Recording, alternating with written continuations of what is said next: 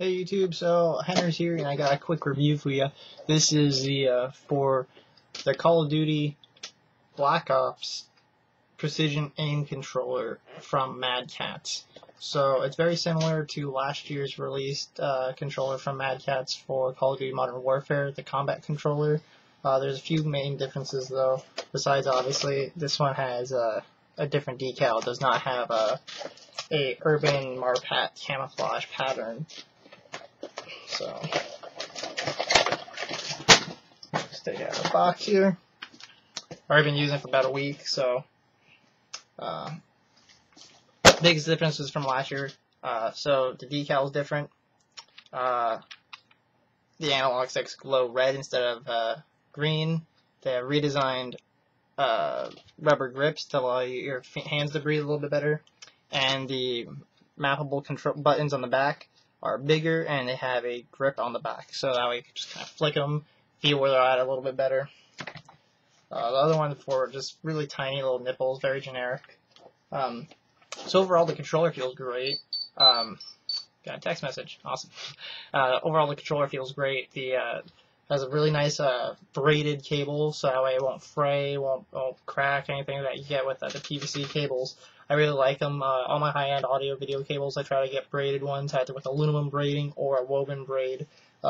Pretty classy. I like that. So the analog sticks feel great. They feel just like the Xbox ones from Microsoft, and that probably has to do with the fact that, according to Catz, they use the same exact parts. So they've sourced the same part for their analog sticks that Microsoft has, which, as we all know, is the biggest issue when it comes to third-party controllers. The analog sticks almost always feel like crap.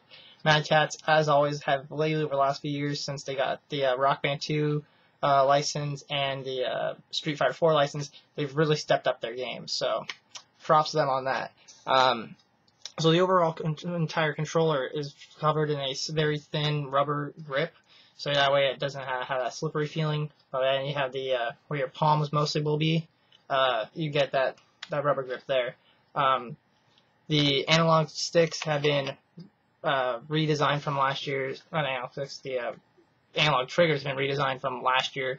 They have a very short throw now, and they have a very fast spring that allows them to go back to a neutral position, and that way you can get really quick, accurate bursts off when you're playing any first-person shooter.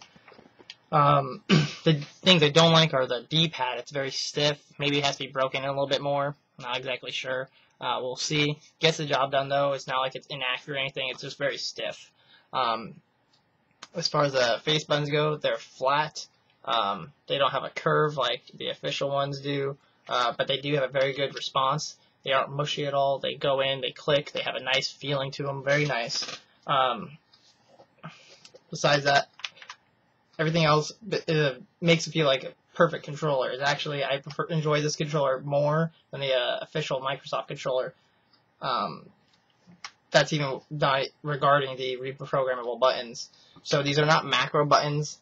They are not turbo buttons. These are just remappable. The differences between these and last year's, like I said, the buttons are a little bit bigger. They have grips on them now. But also these have precision aim, which is why it's called the precision aim controller, not the combat controller. What that means is when you activate those, when you hold those buttons down, so you hold this one down, then your right analog stick, it decreases your sensitivity. So that way you can get some accurate sniping off. I don't use it that often for that use.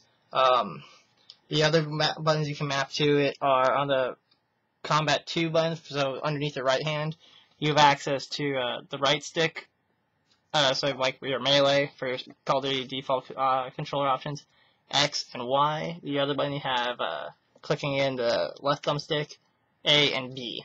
So that's really useful if you do drop shotting a lot. You can map to B, just hit that, get those shots off. I map it to A so I can jump over items, and also jump and aim down without ever having to move my hand off the thumbstick. I use this one for reload. I really wish I could have this one be for drop shot, this one be for jump, but can't do that now until Razer releases their Onza controller. So this will tide me over until then.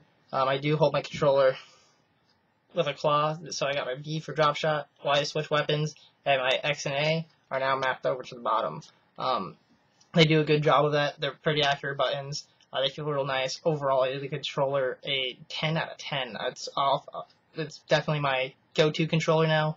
Even when I'm not playing first-person shooters, if I'm playing anything else, it is my go-to controller. My Microsoft controller has now become my loaner controller. So the only different thing is I won't use it for, obviously, is for Street Fighter and other fighting games. But besides that, my new favorite controller. So 10 out of 10. Good job, Mad Catz.